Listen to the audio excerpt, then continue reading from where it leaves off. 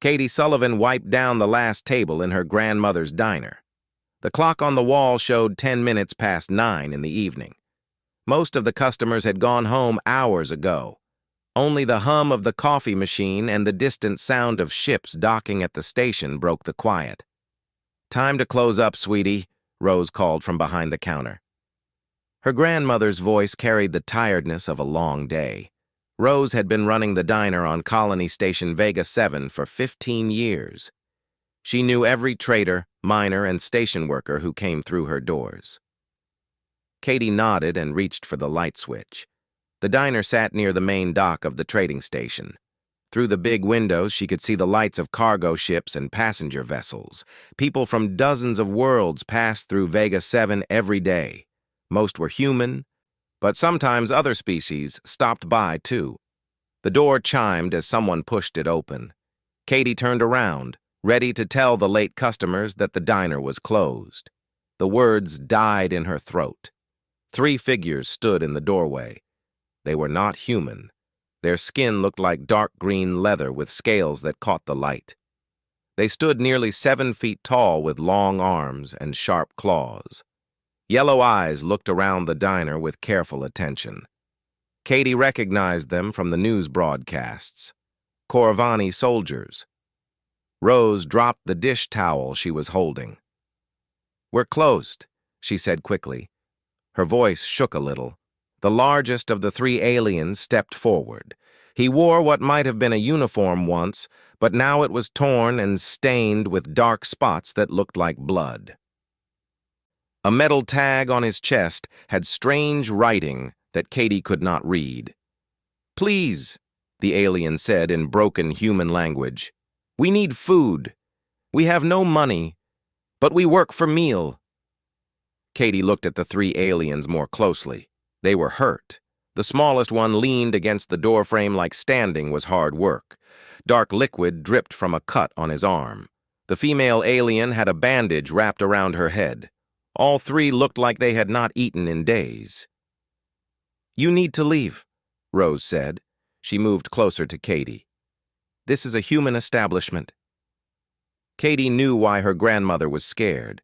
The Corvani Empire had been fighting humans for 3 years. The news showed pictures of destroyed colonies and burning ships. Everyone knew the Corvani were the enemy. But these 3 did not look like the fierce warriors from the broadcasts. They looked tired and hungry and hurt. The largest alien nodded slowly. "We understand. We go." He turned toward the door. "Wait," Katie said before she could stop herself. Rose grabbed her arm. "Katie, no." Katie looked at her grandmother. "They're hurt, Grandma, and they're hungry." "They're Corvani," Rose whispered. "They're dangerous." The alien commander heard them talking. "We not hurt, child," he said. "We not hurt anyone. We just need food. Then we go far away." Katie studied his face. She had gotten good at reading people since her parents died. Living on a trading station taught you to spot the good customers from the troublemakers. These aliens looked desperate, not dangerous. "How long since you ate?" Katie asked.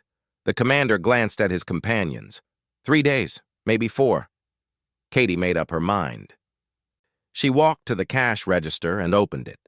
Inside was the money she had been saving for 2 months.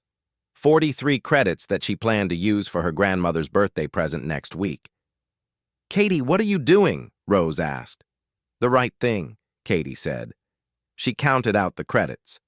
"Can you cook 3 meals?" Rose stared at her granddaughter. "Honey, that's your birthday money for me." "You can have a birthday next year," Katie said with a small smile. "These guys might not live that long if they don't eat." Rose looked at the 3 aliens, then back at Katie. After a long moment, she sighed. "Sit down," she told the Corvani. "I'll make you something." The 3 aliens stood frozen for several seconds. The commander said something in their own language to the others. It sounded like he was asking them a question. They answered back quickly. "You do this for us?" the commander asked Katie. "We are your enemies." Katie shrugged. My mom always said hungry people aren't anybody's enemy. They're just hungry people. The commander's yellow eyes grew wider. Your mother was wise. She was a diplomat, Katie said. She died 3 years ago with my dad in a mining accident. The female alien said something in Corvani. The commander translated. Zara says she is sorry for your loss. In our culture, children who lose parents are protected by all warriors. Katie pointed to the booth by the window.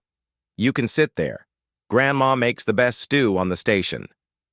The 3 aliens moved to the booth.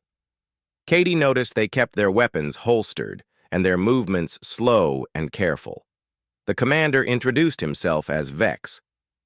The female was Lieutenant Zara. The wounded one was Corporal Thane. Rose brought out 3 steaming bowls of beef stew with thick bread. The aliens stared at the food like they could not believe it was real. Eat, Katie said, before it gets cold. Vex picked up the spoon with his clawed fingers. He tasted the stew carefully, then began eating quickly. The other 2 did the same. They finished every drop and wiped the bowls clean with the bread. This is best meal of our lives, Vex said when they were done. Katie smiled. Grandma's pretty good at cooking. Vex reached into his pocket and pulled out a small device. He spoke into it in Corvani, then looked at Katie. I record your name in this place. What you did today will not be forgotten. I just bought you dinner, Katie said. It's not a big deal. For us, it is very big deal, Vex replied. He stood up, and his companions followed. Thank you, Katie Sullivan. Thank you, Rose Sullivan. You show us something we thought was gone from Galaxy. What's that? Katie asked. Kindness to enemies, Vex said. In our culture, this is greatest honor. You give us more than food. You give us hope. The 3 aliens left the diner quietly. Katie watched them disappear into the shadows between the docked ships. She wondered where they would go next. You did a good thing, sweetheart, Rose said, putting her arm around Katie's shoulders. Your parents would be proud. Katie leaned against her grandmother. Do you think we'll see them again? I don't know, Rose said, but I hope they find what they're looking for. Neither Katie nor Rose knew that what had just happened would change the fate of 2 civilizations. They cleaned up the dishes and turned off the lights, thinking it was just another quiet evening on Vega 7. Outside in the darkness, Commander Vex and his squad made their way to a hidden ship. The recording device in his pocket contained more than just Katie's name. It held proof that humans were capable of something the Corvani Empire had forgotten how to do. The war was about to change. Commander Vex guided their stolen ship through the asteroid field 3 days after leaving Vega 7.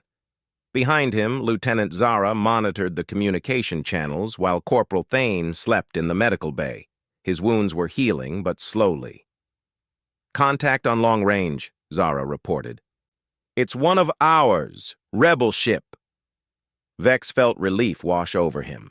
After 6 months of running from their own people, they had finally found the resistance. Send the recognition code. Tell them we have important information. The rebel ship guided them to a hidden base inside a dead moon. Vex had heard rumors about General Koros and his followers, but seeing their operation surprised him. Hundreds of Corvani soldiers had left the Empire to join the resistance. They had ships, weapons, and most importantly, they had hope. General Koros met them at the landing bay. He was an old warrior with scars across his face and arms. Vex knew his reputation. Koros had fought in a dozen battles before the war with humans started. He was a hero to many Corvani people. Commander Vex, Koros said as they walked through the base. Your message said you had proof that this war is wrong. Many have made such claims. What makes yours different? Vex pulled out the recording device. General, what I am about to show you will change everything you believe about humans. They entered Koros's command center. Other rebel leaders gathered around as Vex played the recording of his encounter with Katie Sullivan.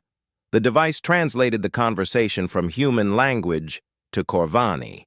The room fell silent as they listened to the 12-year-old girl insist on buying food for enemy soldiers. When the recording ended, nobody spoke for several minutes. "A human child," whispered Colonel Nax, one of Koros's advisors. "She gave her own money to feed us." "Not just any money," Vex said. "Money she saved for her grandmother's birthday gift. She chose to help strangers over her own family celebration." General Koros stared at the device. "You are certain this is real? Not some human propaganda trick?" "I was there, General. I felt her kindness. Her grandmother was afraid of us, as any human should be.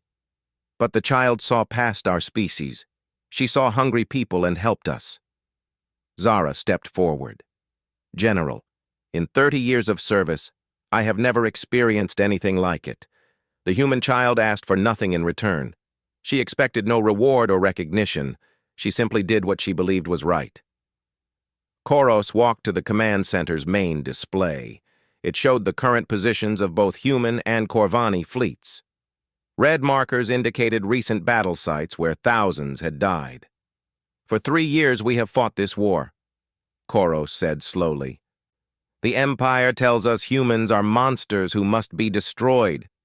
Yet a human child shows more honor in one moment than our Empire has shown in 3 years of fighting." "What do we do?" asked Colonel Nax. Koros turned back to the group. "We contact every resistance cell in Corvani space. It is time to stop hiding. This war must end." Meanwhile, on Earth, Admiral Helen Carter studied the intelligence reports in her office. The Orbital Defense Command Center buzzed with activity as officers tracked ship movements across human space. "Ma'am," called Lieutenant Commander Peters from the communications station, "we're getting unusual signals from Corvani space. Massive fleet movements toward our border." Carter walked over to the main tactical display.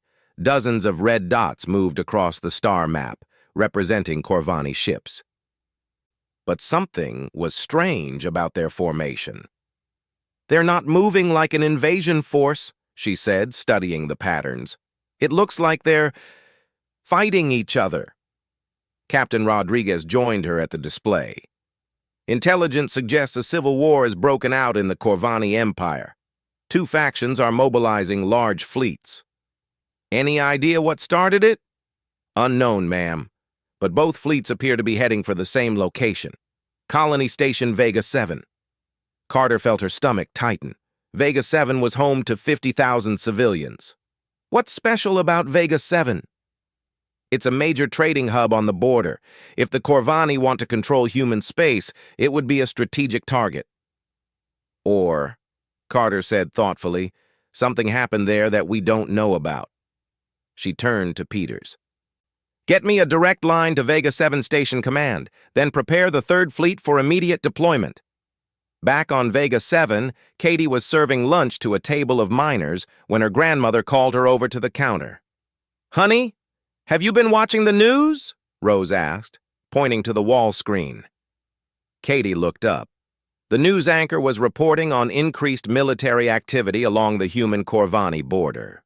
Both sides were moving ships into position for what experts feared could be the largest battle of the war. "Sounds scary," Katie said. "But it's far away from here, right?" Before Rose could answer, the station's emergency alert system activated. "Attention all residents," came the announcement. "This is Station Commander Blake. Long-range sensors have detected multiple alien fleets approaching our position. All civilian ships are ordered to evacuate immediately. Military vessels are en route, but arrival time is uncertain." The diner fell silent. Several customers stood up and hurried toward the door. "Grandma, we should pack," Katie said. Rose looked around the diner that had been her home for 15 years. "I'm too old to start over somewhere else, sweetheart." "But Grandma, this is our home, Katie. Your parents met in this diner. You took your first steps right there by table 6. I'm not leaving." Katie understood her grandmother's feelings, but the approaching fleets worried her. She thought about the 3 Corvani soldiers from a few days ago. They had seemed scared and desperate. not like the fierce warriors everyone feared. Maybe it's not an attack, Katie said hopefully. Outside the diner windows, they could see people hurrying through the station corridors with packed bags. Emergency shuttles launched from the docking bays, carrying families away from Vega 7. Station Commander Blake's voice came over the speakers again. Update on approaching fleets. We now confirm 2 separate Corvani armadas totaling over 300 ships, estimated arrival in 18 hours. Rose sat down heavily in one of the diner chairs. 300 ships. Why would they need so many just to take one little station? Katie didn't have an answer. She helped her grandmother close the diner early, and they went upstairs to their small apartment. Through their bedroom window, Katie could see the last evacuation ships leaving the station. By evening, Vega 7 was nearly empty. Only a few thousand people remained, mostly station crew and those like Rose who refused to abandon their homes. Katie lay in bed, listening to the sounds of the station. Without the usual crowds of travelers and traders, everything seemed too quiet. She thought about Commander Vex and his companions. Were they part of one of the approaching fleets? Would they remember the human child who bought them dinner? In space above the planet, sensors detected the first Corvani ships dropping out of hyperspace. They took position at the edge of the system and waited. More ships arrived throughout the night. By morning, 2 massive fleets faced each other across the darkness, with the small human trading station caught between them. Admiral Carter arrived with the human defense fleet just as the sun rose over Vega 7. Her ships were outnumbered 10-1, but she had sworn to protect human colonies. Both alien fleets are holding position, reported her tactical officer. Neither has made any aggressive moves toward our ships or the station. That's odd, Carter said. Why bring 300 ships just to stare at each other? She didn't know that the answer to her question was sleeping peacefully in a small apartment above a diner, unaware that her simple act of kindness was about to change the course of galactic history. The 2 Corvani fleets continued their silent standoff as the hours passed. Neither opened fire. Neither moved closer to the station. They simply waited, as if both sides were expecting something to happen. On Vega 7, Katie woke up to find her grandmother making breakfast, as if nothing had changed. Outside their window, she could see the running lights of hundreds of alien warships. "Grandma," Katie said quietly, "I think something big is about to happen." Rose nodded as she flipped pancakes. "I think you're right, sweetheart. I think you're right." Admiral Helen Carter stood on the bridge of the USS Defiance as 2 alien armadas faced each other in the darkness of space. Her tactical display showed the massive Corvani fleets in perfect formation, but neither side had fired a single shot. "Status report," Carter ordered. Commander Hayes checked his instruments. The larger fleet consists of 190 ships under the command of War Marshal Drex. Intelligence identifies them as loyal Empire forces. The smaller fleet has 110 ships led by someone called General Koros. "A rebel faction," Carter said. "That explains the Civil War reports we've been getting." Lieutenant Torres turned from the communication station. "Ma'am, we're receiving a transmission from the larger fleet. War Marshal Drex is demanding that the rebels surrender immediately." "What about us?" Carter asked. "Are they making any demands of human forces?" "No direct communication, Admiral. It's like we don't exist to them." Carter studied the tactical display. Her 12 ships were vastly outnumbered, but the Corvani seemed more interested in fighting each other than attacking humans. Still, Vega 7 sat directly between the 2 alien fleets. "Maintain defensive positions," she ordered. "Keep our weapons powered down unless they make the first move." On the rebel flagship, General Koros received War Marshal Drex's surrender demand. The message was typical Empire arrogance, threatening total destruction if the rebels did not submit within 6 hours. "General," said Colonel Nax, "Drex has us outnumbered nearly 2-1. Perhaps we should consider retreat."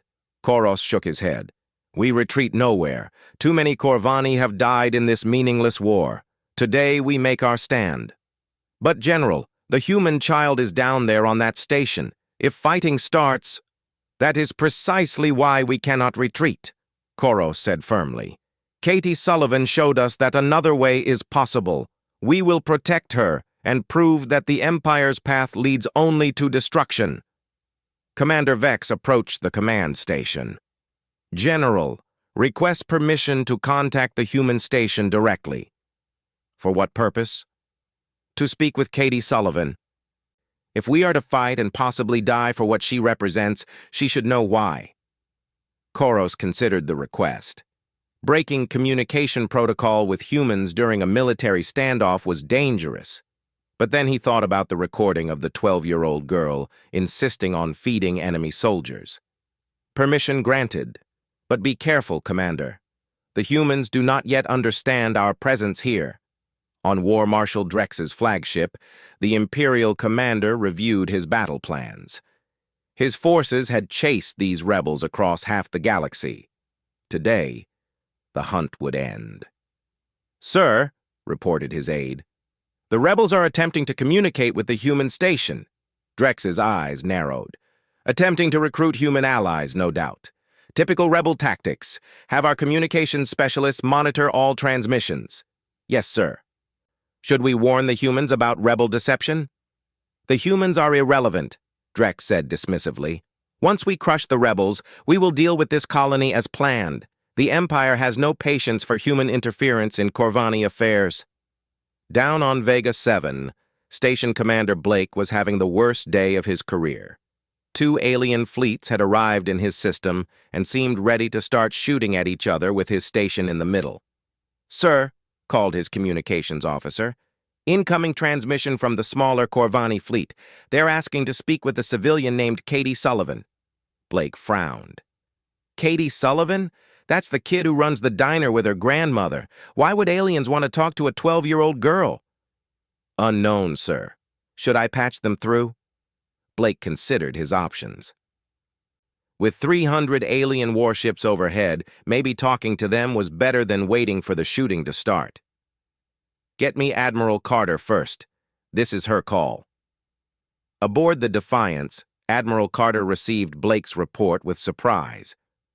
They specifically asked for a child? Are you certain? Yes, ma'am. Katie Sullivan, age 12. She lives in the residential section with her grandmother. Carter had dealt with alien psychology before, but this was unusual even for first contact situations. Patch me through to their transmission. The main screen flickered, then showed the face of a Corvani officer. Carter had seen intelligence photos of their species, but this was her first direct contact. I am Admiral Carter of the Human Defense Fleet, she said carefully. You requested to speak with one of our civilians. Admiral Carter, the alien replied in accented but clear human language. I am Commander Vex of the Corvani Republic Forces. We wish to speak with Katie Sullivan. She is not in danger. We owe her a great debt. Commander, we have 2 alien fleets in our system. My priority is protecting human civilians. Why do you want to speak with this child? Vex paused, choosing his words carefully. Katie Sullivan showed kindness to Corvani soldiers when no other human would. That kindness changed everything for us. We are here to protect her from the Empire forces that seek to punish such goodness. Carter felt her understanding of the situation shift. You're saying this standoff is about protecting a human child? In part, yes. But it is also about proving that the war between our peoples is wrong. Katie Sullivan showed us a better path. Before Carter could respond, alerts sounded across her bridge. Admiral, called Commander Hayes, the larger Corvani fleet is moving. War Marshal Drex is positioning his ships for attack formation. Carter looked at the tactical display. The Empire forces were indeed moving closer, their weapons powering up. The rebel fleet responded by forming a defensive screen between the Empire ships and Vega 7. Commander Vex, Carter said quickly, are you planning to fight above our colony? Only if we must, Admiral. We will not let the Empire harm Katie Sullivan or the people of this station. And if I ordered you to take your battle elsewhere? Vex's image flickered as his ship's shields activated. We would respectfully decline, Admiral. Some things are worth fighting for, even if it means certain death. The communication ended as War Marshal Drex's voice boomed across all frequencies. Rebel forces, you have 5 minutes to surrender. After that, we will open fire on all ships in this system, including human vessels that harbor traitors. Carter turned to her tactical officer. Can we evacuate the remaining civilians from Vega 7? Not in 5 minutes, ma'am. We'd need at least 2 hours to get everyone off the station. Then we hold position. All ships, battle stations. If those Empire forces want to threaten human civilians, they'll have to go through us first. In the diner on Vega 7, Katie heard the emergency announcements echoing through the station corridors. She and her grandmother huddled together, watching the news reports about the alien fleets overhead. Grandma, I'm scared, Katie admitted. Rose held her granddaughter close. I know, sweetheart. But remember what your mother always said, even in the darkest times, good people will stand up to protect what's right. Katie looked out the window at the lights of the alien ships. Somewhere up there was Commander Vex and his friends. She hoped they were safe. I wish I could help somehow, Katie said. You already have, honey. More than you know. The 5-minute deadline passed in tense silence. War Marshal Drex's fleet continued to advance while the rebels held their defensive line. Human ships took position alongside the rebels, vastly outnumbered, but determined to protect their people. All ships, this is War Marshal Drex of the Corvani Empire, came the final warning. You have chosen to stand with traitors and human sympathizers. The Empire will remember your decision when we write the history of this day. Admiral Carter opened a channel to all ships in the system. This is Admiral Carter to all vessels. We are prepared to defend this colony and its people. Any attack on human civilians will be met with full force. General Koros added his own message. This is General Koros to all Corvani forces. Today we fight not for conquest or revenge, but for the future our children deserve. Katie Sullivan showed us that enemies can become friends. Let us show the galaxy that peace is possible. The space around Vega 7 crackled with tension as 3 fleets prepared for battle. Hundreds of ships faced each other across the darkness, waiting for someone to make the first move. On the station below, Katie watched the lights of the warships and wondered if her simple act of kindness had somehow caused all this trouble. She couldn't know that her compassion had split an empire in half, or that hundreds of soldiers on both sides were questioning whether this war was worth fighting. War Marshal Drex gave the order to attack. Energy weapons lit up the space around Vega 7 as the largest battle of the human-Corvani war began. But this time, it wasn't humans against aliens. It was 2 different ideas about what the future should look like. And at the center of it all was a 12-year-old girl who had simply wanted to help some hungry strangers. The battle lasted only 20 minutes before something unexpected happened. Ships in War Marshal Drex's fleet began to stop firing, not all of them, but enough to create confusion in the Empire formation. Admiral Carter watched from the bridge of the Defiance as gaps appeared in the enemy attack pattern. What are they doing? She asked her tactical officer. Unknown, ma'am. It looks like some of their ships are refusing orders. General Koros saw the same thing from his flagship. Several Empire vessels had broken formation and were drifting between the 2 main fleets. Commander Vex hurried to his side. General, we're receiving surrender requests from Empire ships. They're asking for asylum with our forces. Koros felt hope rise in his chest. How many? 12 so far, but more are stopping their attacks. War Marshal Drex was furious. His perfect battle plan was falling apart as his own ships turned against him. Communications. Order all vessels to resume firing immediately. Sir, 37 ships are not responding to orders. They've powered down their weapons. Then we destroy them along with the rebels, Drex snarled. No mercy for traitors. But even as he gave the order, more ships in his fleet went silent. The captains and crews had heard the story of Katie Sullivan.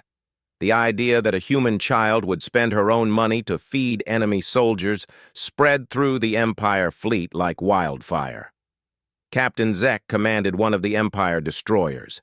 When the order came to fire on surrendering ships, he made a choice that surprised even himself. "Navigation, take us out of formation," he ordered. "Captain?" his second officer asked in confusion. "I did not join the military to make war on children," Zek said firmly. "If Katie Sullivan can show mercy to her enemies, we can show wisdom to ours." Admiral Carter realized the battle was changing into something completely different. "Open a channel to General Koros." The rebel commander's face appeared on her screen. "Admiral Carter, thank you for standing with us. General, what's happening to the Empire fleet? Half their ships have stopped fighting." "They have heard the truth, Admiral. The story of what your Katie Sullivan did for my soldiers. Many Corvani joined this war believing humans were monsters. Now they see we were wrong." Carter felt pieces of the puzzle clicking together. "You're telling me this whole battle is about one child's act of kindness?" "Everything we fight for today began with Katie Sullivan buying dinner for 3 hungry soldiers," Koros confirmed. "She showed us that the war between our peoples serves no good purpose." "I need to understand this completely," Carter said. "Can you arrange a 3-way communication? You, me, and War Marshal Drex? If Drex will listen to reason, yes." War Marshal Drex agreed to the communication, but only because his own fleet was falling apart around him. When his image appeared alongside General Koros and Admiral Carter, his face showed pure rage. "Admiral Carter," Drex said in perfect human language, "your people have corrupted good Corvani soldiers with their lies." "What lies?" Carter asked. "The lie that humans can show honor to enemies. The lie that peace between our species is possible." General Koros leaned forward. "Drex, you have seen the recording. Katie Sullivan asked for nothing in return for her kindness. She simply saw hungry people and helped them." "A trick," Drex insisted. "Human propaganda designed to weaken our resolve." Carter had heard enough. "Station Commander Blake, patch in Katie Sullivan to this conversation." "Admiral, she's just a child," Blake protested over the comm. "Commander, that child is apparently the reason we have 300 alien ships in our system. I think she deserves to know why." A few minutes later, Katie's face appeared on the communication screen alongside the 3 military commanders.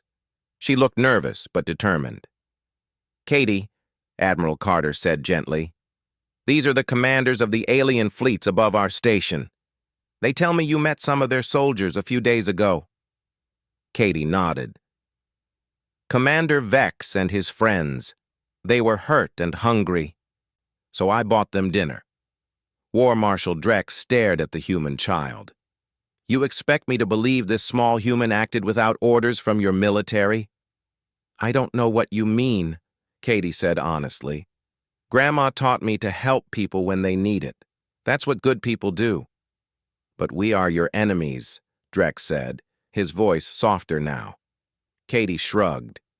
"You didn't seem like enemies. You seemed like people who needed help." General Koros spoke up. "Katie Sullivan, your kindness saved the lives of 3 of my soldiers. More than that, it showed them a different way to think about this war." "I just bought them dinner," Katie said, confused by all the attention. "It wasn't a big deal." "For us, it changed everything," Koros replied. War Marshal Drex studied Katie's face on the screen.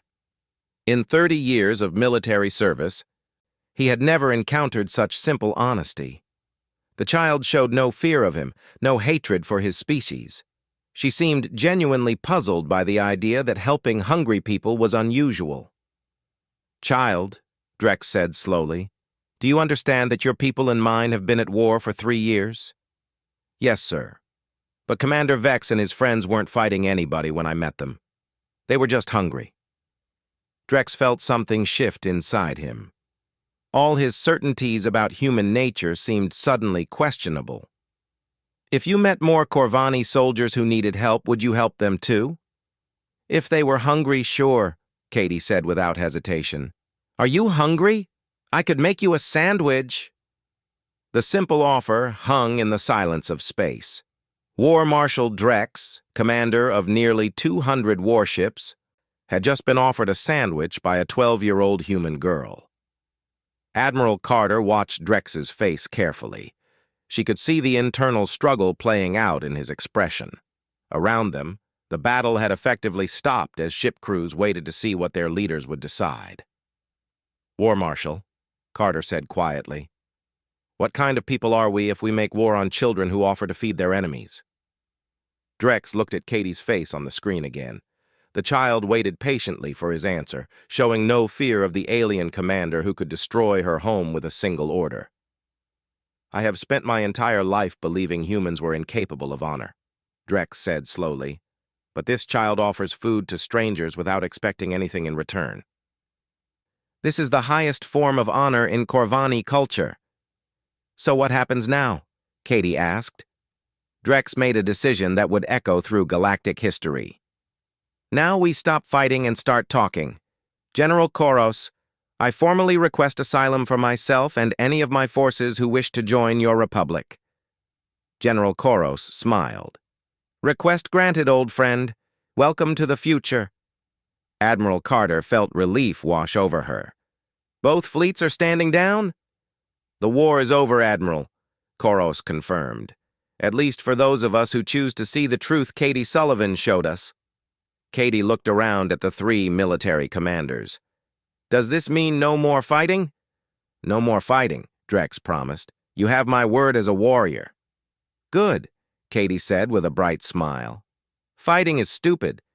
Can I go help Grandma with lunch now? We might have a lot of customers today. As Katie's image disappeared from the screen, the 3 commanders sat in amazed silence. A 12-year-old girl had just ended a war by being herself. Admiral Carter, General Koros said finally, would it be possible for some of my people to visit Katie Sullivan? Many would like to thank her personally. I think that can be arranged, Carter replied. But General, what about the rest of the Corvani Empire? Will they accept this peace? Drex answered that question. Those who refuse to see reason will face the combined fleets of the New Republic and any Empire forces who choose honor over conquest. This war is truly over. Above Vega 7, hundreds of former enemy ships began to form a joint fleet. The galaxy had changed forever, all because one human child had chosen kindness over fear. In the diner below, Katie helped her grandmother prepare for what promised to be a very busy lunch rush. She still didn't fully understand why buying dinner for 3 strangers had caused such a fuss, but she was glad the fighting had stopped.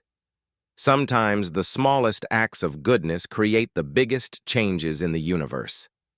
3 hours after the fighting stopped, the first shuttle landed at Vega 7's main docking bay.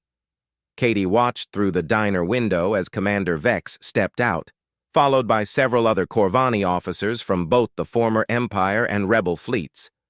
Grandma, they're coming to visit, Katie said excitedly. Rose Sullivan smoothed her apron and checked the coffee. Then we better make sure we have enough food for everyone. The group of aliens walked slowly through the station corridors. Many humans stared in amazement. These were the first Corvani to visit a human colony peacefully in over 3 years. Commander Vex pushed open the diner door, and the familiar chime announced their arrival. Katie looked up from wiping tables and smiled. Commander Vex, how are you feeling? Are your friends okay? Vex bowed deeply, a gesture of respect in Corvani culture.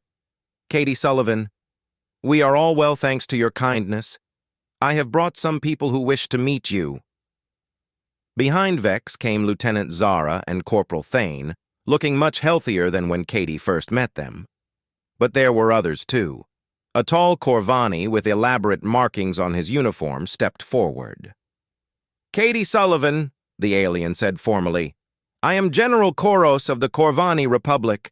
Your actions saved not only the lives of my soldiers, but changed the course of history."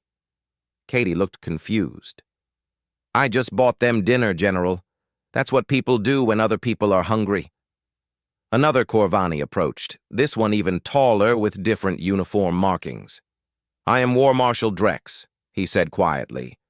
"Until today, I believed your species was incapable of honor. You proved me wrong with a simple act of compassion." "Would you like something to eat?" Katie asked. "Grandma makes really good sandwiches."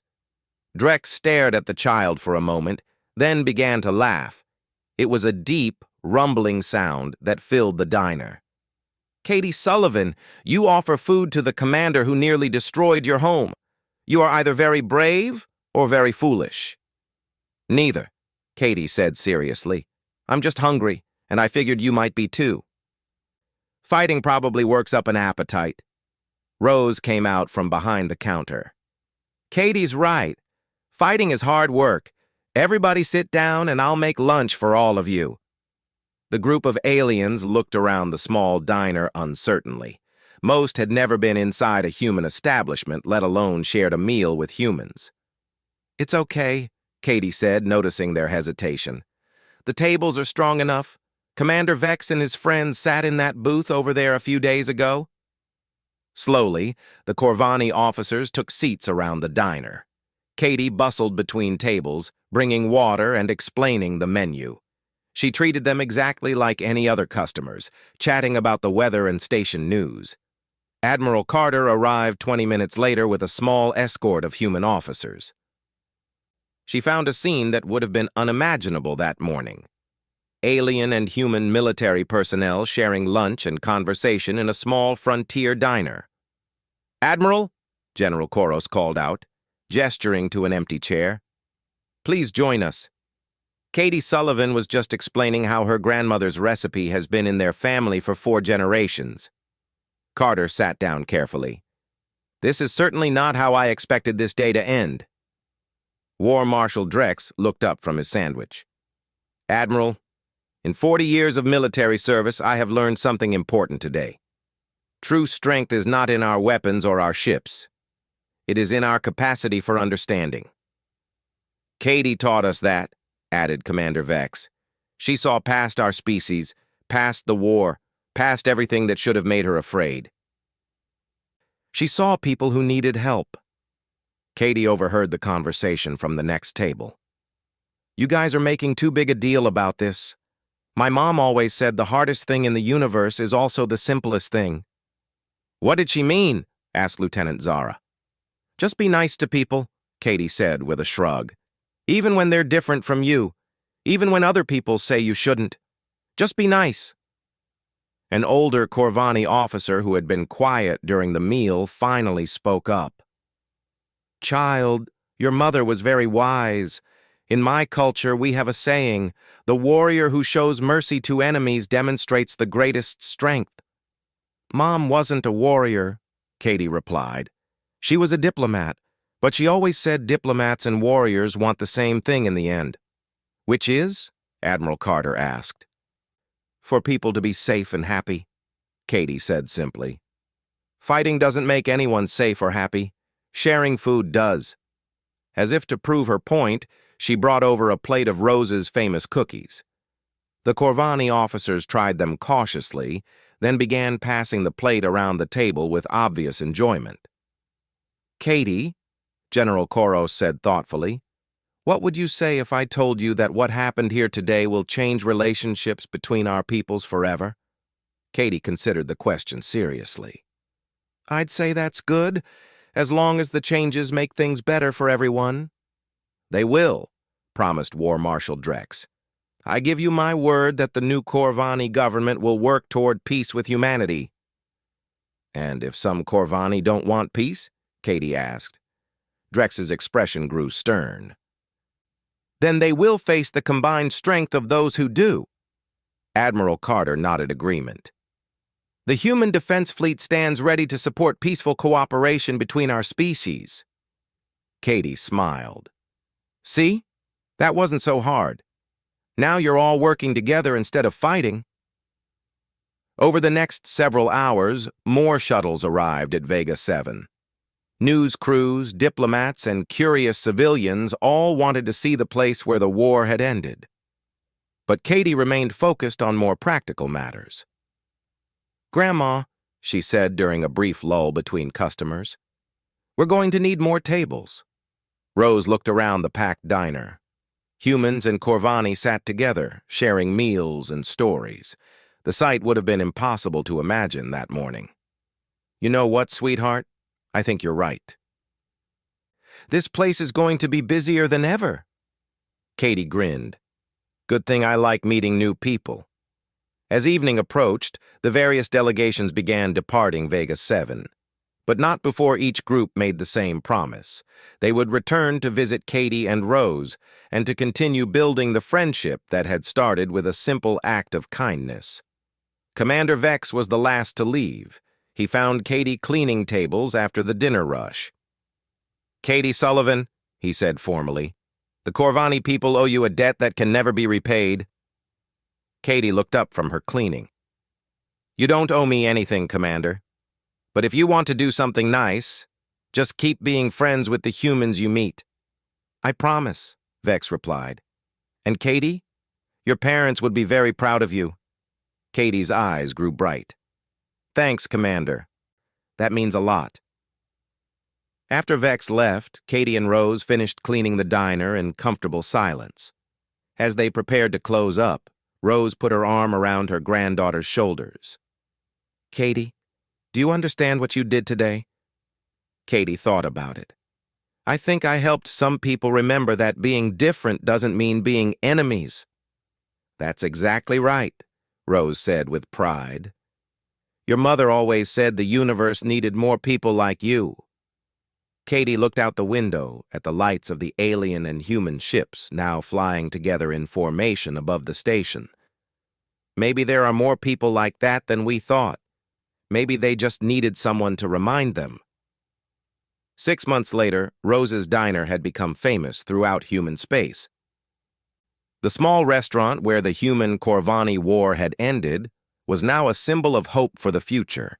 Visitors from dozens of species stopped by to meet Katie and try Rose's cooking. Katie still didn't fully understand why buying dinner for 3 hungry strangers had caused such a big change in the galaxy, but she was happy that people were getting along better, and she especially enjoyed meeting all the different kinds of people who visited the diner. "Katie," Rose said one morning as they prepared for another busy day, "any regrets about spending your birthday money on those soldiers?" Katie smiled as she arranged fresh flowers on the tables. "Grandma, that was the best 43 credits I ever spent." Outside the diner windows, ships from across the galaxy came and went from Vega 7 station. The sight of human and Corvani crews working together had become commonplace. Children who grew up after the war couldn't imagine a time when the two species had been enemies. At the center of it all was a small diner run by an elderly woman and her granddaughter, where anyone could find a good meal and a warm welcome. It proved something that philosophers and diplomats had debated for centuries. Sometimes the most powerful force in the universe is simple human kindness. Katie Sullivan, the 12-year-old girl who had ended a war by buying dinner for strangers, continued doing what she had always done. She helped people who needed help, welcomed strangers who seemed lost, and treated everyone with the same basic decency her parents had taught her. In the end, that was all it took to change the galaxy. Just one person choosing to be kind when it would have been easier to be afraid. The universe was a better place because of it.